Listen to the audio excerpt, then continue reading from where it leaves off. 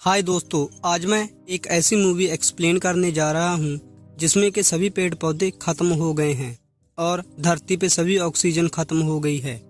धरती पर ऑक्सीजन ना होने की वजह से सभी लोग मरते जा रहे थे। ये समय था 2067 का, जहाँ पर लोगों को जीवित रहने के लिए पैसों से आर्टिफिशियल ऑक्सीजन खरीदनी पड़ती है। मूवी की शुरुआत में हम देखते हैं 99% दुनिया में अंधेरा छा गया है। लोग दम तोड़ देते हैं। ऐसी स्थितियों में ऑस्ट्रेलिया में केवल एक शहर बच गया है और ये सब क्रॉनिक नाम की कंपनी का धन्यवाद करते हैं, जो आर्टिफिशियल ऑक्सीजन बनाने वाली कंपनी है। हालांकि ये ऑक्सीजन एक घातक बीमारी का कारण बनती है। अब मानव जाति के पास पूरी तरह से विलुप्त होने में कुछ ही साल बचे हैं। हम देखते हैं कि एंथन नाम का व्यक्ति, जो कि ऑस्ट्रेलियाई शहर का निवासी है, और उसकी एक पत्नी है जिसका नाम जयंती था। एंथन की पत्नी वह उस आर्टिफिशियल ऑक्सीजन से होने वाली बीमारी का शिकार थी। एंथन अपनी पत्नी को बचाने के लिए और बेहतर ऑक्सीजन खरीदने के लिए दिन रात मेहनत करता है, क्योंकि आर्टिफिशियल ऑक्सीजन के लिए पे करना पड़ता था। एक दिन एंथन को रेजिना अपने पास बुलाती है। रेजिना जैक्सन, जो कि आर्टिफिशियल ऑक्सीजन बनाने वाली कॉरपोरेशन की CEO है। वहाँ उसने दोनों को अपना परिचय दिया और उन्हें बताती है कि अगर हालात नहीं बदले तो कुछ वर्षों में मानवता मरने वाली है। वह कहती है कि आप ही दुनिया को बचा सकते हैं। रेजिना की बातचीत से एंथन हैरान है। रेजिना एंथन को एक प्रयोगशाला में ले जाती है। एंथन के साथ एक दोस्त भी था, और जब वह प्रयोगशाला में जाते हैं तो उन्हें एक टाइम मशीन का पता चलता है। ये टाइम मशीन एंथन के पिता द्वारा बनाई गई थी, जो उन्हें बताया गया था। रेजिना कहती है कि केवल आप ही इस मशीन को चला सकते हैं। रेजिना कहती है, आपके पिता द्वारा आपको दी गई घड़ी के आकार में आपके पास इस मशीन का रिमोट है। एंथन याद करता है कि जब उन्होंने इसके बारे में सुना तो उनके पिता ने उन्हें एक घड़ी दी थी, जो बचपन में उनके हाथ से लग जाती है, जिसके वजह से उसके हाथ से बहुत खून बहता था। एंथन इस घड़ी के बारे में पहले कुछ नहीं जानता।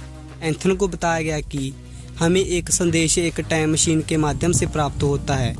ये संदेश फ्यूचर से था। संदेश आपको फ्यूचर में 400 साल तक ले जाने वाला है। लैब में डॉक्टर भी एंथन को बताता है। हमें पता चलता है कि 400 सालों में दुनिया वैसी ही दिखेगी। डॉक्टर का कहना है कि पौधे और ऑक्सीजन है और जलवायु भी सामान्य है। वहाँ का वातावरण भी मनुष्यों के रहने के लिए अनुकूल है। वह कहते हैं कि तुम्हें अपने पिता के प्रयोग के अनुसार वहां जाना है और जहां सभी पौधे और ऑक्सीजन लाए। आप ऑक्सीजन एकत्र करेंगे और भविष्य के पौधों को समय पर वापस भेज दिया जाएगा। इसके साथ हम फिर से जहां जीवन को स्थिर करेंगे। एंथन को लग रहा था कि वह सब उसके साथ कोई खेल खेल रहे हैं। अगर ऐसी कोई स्थिति है तो वास्तव में एंथन जाना नहीं चाहता, इसलिए क्योंकि उसकी पत्नी बीमार थी। लेकिन वैज्ञानिकों को लगता है कि अगर एंथन भविष्य में जाएगा तो वह दुनिया को ठीक कर देगा। फिर हम एंथन को उसके मित्र जूड के साथ देखते हैं, जो उस पर जाने के लिए दबाव डाल रहा है। एंथन ने जाने से इनकार कर दिया क्योंकि वह अपने पिता का कहना नहीं मान सकता। उनके पिता, जिन्होंने अपनी इन्वेंशन के लिए अपनी पत्नी और बेटे को छोड़ दिया। एंथन की मां की मृत्यु के बाद जूड ने एंथन को एक बड़े भाई के रूप में संभाला। एंथन अपनी पत्नी को अपने पिता की तरह नहीं छोड़ना चाहता। जूड उसे समझाता है कि तुम्हारी पत्नी बीमार है और फ्यूचर से पौधों को लाने के लिए उसे ठीक करने का यही एकमात्र तरीका है। इससे वातावरण और आपकी पत्नी दोनों ठीक रहेंगे। घर पहुंचकर जब एंथन अपनी पत्नी के साथ ये सब साझा करता है, वह उसे भविष्य में जाने पर भी जोर देती है, जहां तक कि वह नहीं चाहती कि एंथन भविष्य में जाए, लेकिन सभी के लिए वह ऐसा करना चाहती है। बहुत सोचने के बाद एंथन अगली सुबह रेजिना के पास जाता है। वो कहता है, मैं जाने को तैयार हूँ, लेकिन एक शर्त पर, कि यदि मैं इस बीमारी का इलाज ढूंढ लूँगा तो सबसे पहले मेरी पत्नी को ठीक करूँगी। रेजिना इस पर सहमत हो जाती है। उसके बाद भविष्य में एंथन को भेजने की योजना बनाई जाती है। लैब में एंथन को मशीन में प्रवेश करने से पहले पहनने के लिए एक सूट दिया गया था। आखिरकार जब एंथन ने पूछा कि उनकी अगला प्लान क्या है, तो उनके पास कोई जवाब नहीं है। वह नहीं जानते थे कि भविष्य में एंथन से कौन मिलेगा। वह ये भी नहीं जानते कि एंथन उन पौधों को लाएगा या नहीं, लेकिन अब एंथन को जाना है। इसके बाद एंथन को एक ऐसा डिवाइस दिया गया है जो उन्होंने अतीत से जोड़ेगा। अंत में एंथन मशीन में बैठता है। समय निर्धारित होने के बाद मशीन चालू हो जाती है। मशीन चालू हुई तो लैब में रेडियो तरंगों का धमाका हुआ। मशीन के अंदर एंथन तेजी से आगे बढ़ रहा था। वह आकाश के माध्यम से एक अज्ञात जंगल में गिर गया।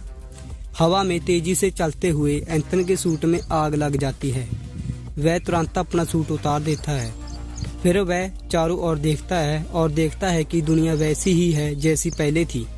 अब एंथन प्राकृतिक सुंदरता और ऑक्सीजन का आनंद ले रहा था। आगे बढ़ते हुए उसे एक कंकाल दिखाई देता है जिस सिर पर गोली का निशान था।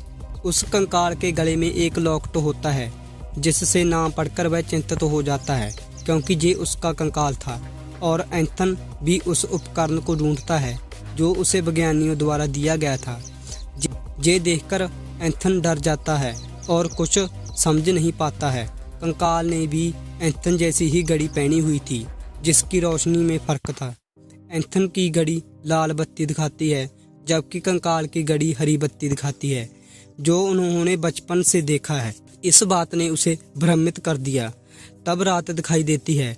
रात बिताने के लिए एंथन आग जलाता है और कुछ जामुन भोजन के रूप में इस्तेमाल करता है। जहरीले जामुन खाने से एंथन की हालत खराब हो जाती है और वह बेहोश हो जाता है। जो एंथन के पास था उस डिवाइस की वजह से लैब में एंथन की हालत के बारे में पता चलता है। एंथन जाग गया। उसका मित्र जूड उसके साथ है। एंथन को बचाने के लिए जूड को समय पर उसके पास भेज दिया गया, इसलिए वह अपना मिशन पूरा करेगा। कुछ समय बाद आगे बढ़ते हुए एंथन और जूड ने एक दरवाजे को नोटिस किया। अब एंथन का जो कंकाल पहले दिखाया गया था वह अब इस दरवाजे के सामने था। हम अनुमान लगा सकते हैं कि अतीत में कुछ बदलाव हुआ होगा। इसी बीच वहां से एक स्कैनर निकलता है। एंथन की आंखों को स्कैन करते समय उस जगह का दरवाजा खुल जाता है। अंदर जाने पर उन्हें पता चलता है कि ये वही लैब है जहां से उन्होंने शुरुआत की थी। जूड ये सब देखकर उत्साहित हो जाता है। टाइम मशीन उनके सामने थी जिससे वह फिर से अतीत में वापस जा सकते हैं। वह टाइम मशीन पर एक टाइमर खोजते हैं। उन्हें पता चलता है कि 4 घंटे के बाद वह लैब नष्ट हो जाएगी। ये सिस्टम इसलिए बनाया गया था ताकि कोई का गलत इस्तेमाल ना कर सके। एंथन एक होलोग्राम खोलता है जहां उसके पिता ने इस मिशन के बारे में बताया था। अब उन्हें अपना काम जल्दी करना है। इसका मतलब है कि उन्हें ऑक्सीजन और पौधों को इकट्ठा करके वापस लौटना होगा। लेकिन जब वह देखते हैं कि ऑक्सीजन कलेक्टर मशीन समस्या दिखा रही है, वह चिंतित हो जाते हैं। उन्हें मशीन की मरम्मत करनी होगी और 4 घंटे के भीतर वापस लौटना होगा। उनके पास कम समय है। बाहर जाने पर वह पूरे शहर को पौधों से ढका पाते हैं और हर जगह मानव कंकाल दिखाई देते हैं, जिससे उन्हें इंसानों के विलुप्त होने के बाद पता चलता है वह पूरा शहर पेड़ पौधों में तब्दील हो गया। इसका मतलब है कि मानव विलुप्त होने के बाद शहर का वातावरण बदल गया है। एंथन अपने घर जाता है और अपनी पत्नी के कंकाल को देखकर भावुक हो जाता है। एंथन भविष्य के डिवाइस की रिकॉर्डिंग चालू करता है। उसे जहां पता चलता है कि जूड उसे गोली मार देगा और जूड भी इसे सुनता है। वह उसे गोली मारने के लिए बंदूक निकालता है। एंथन किसी तरह जूड को रोकता है और मारने से पहले मशीन की मरम्मत करने का फैसला करता है। वह फिर से लैब में आ जाते हैं और उनके पास केवल 37 मिनट का समय बचा होता है। लैब के बाहर एंथन अपना कंकाल देखने जाता है। जूड को रोकने के बाद से उसका भविष्य बदल गया है या नहीं। उसने देखा कि उसका कंकाल वही है और उसी जगह पर है। उसे पता चलता है कि उसका भविष्य अभी नहीं बदला है। वह भविष्य जानना चाहता है। वह अपने डिवाइस से भविष्य के डिवाइस में बैटरी डालता है। वह वीडियो देखता है जिसमें जूड ने उसे मार डाला। जूड इसे देखता है और महसूस करता है कि हमारे बचने की संभावना कम हो रही है और अगर हम ऑक्सीजन कलेक्टर की मरम्मत करेंगे तो बहुत समय बर्बाद होगा। इससे पहले हमें टाइम मशीन में बैठकर निकल जाना चाहिए। एंथन ने उसकी बात ना मानते हुए उसे एक कमरे में बंद कर दिया। वह लैब में आने पर रिकॉर्डिंग होलोग्राम को ऑन कर देता है। ये उस दिन का होलोग्राम जब उनके पिता की मृत्यु हुई थी। होलोग्राम में एंथन देखता है कि उसके पिता मानवता की रक्षा के लिए अपनी टाइम मशीन और आविष्कार का प्रयोग करना चाहता है, लेकिन रेजिना इसे अपने कामों के लिए इस्तेमाल करना चाहती है। रेजिना के इरादों को विफल करने के लिए एंथन के पिता मशीन को एंथन के डीएनए से जोड़ते हैं। जब वह घड़ी पहनता है तो खून का कारण यही होता है, लेकिन रेजिना अपनी हार नहीं मानेगी। उसने जूड के साथ एंथन के माता पिता को मार डाला, इसलिए वह भविष्य में एंथन का इस्तेमाल अपने मकसद के लिए करेगी। ये सब देखकर एंथन परेशान हो जाता है, जिसे वह अपना भाई मानता था। उसने उसके माता पिता को मार डाला था। जहां एंथन के मन में ये विचार प्रकट होता है, उनके पिता कई सालों से गलत थे। जूड के शब्दों के आधार पर एंथन रेजिना को उसके इरादों में सफल नहीं करेगा। वह टाइम मशीन को नष्ट करने की कगार पर था। जूड आता है और उसे रोकता है। वह उसे सूचित करता है कि रेजिना ने मुझे भेजा है ताकि जब एंथन मशीन की मरम्मत करे तो उसे मार डाले। जूड भी एंथन को अपना भाई मानता है, इसलिए उसने एंथन को मारने से पहले खुद को गोली मार ली। अब एंथन अपने पिता के उद्देश्य को पूरा करने के लिए काम कर रहा था। वह ऑक्सीजन कलेक्टर को ठीक करता है। वह सभी योजनाओं को एकत्र करता है और उन्हें रखने के बाद उन्हें अतीत में भेजता है। एंथन ने इसके साथ अपने पिता की हत्या और रेजिना की योजना के सबूत भेजे हैं, लेकिन वह अतीत में नहीं गया, इसलिए रेजिना की योजना विफल हो गई। रेजिना को गिरफ्तार कर लिया गया। पिछले दिनों एंथन ने अपनी पत्नी के लिए एक फूल भेजा है।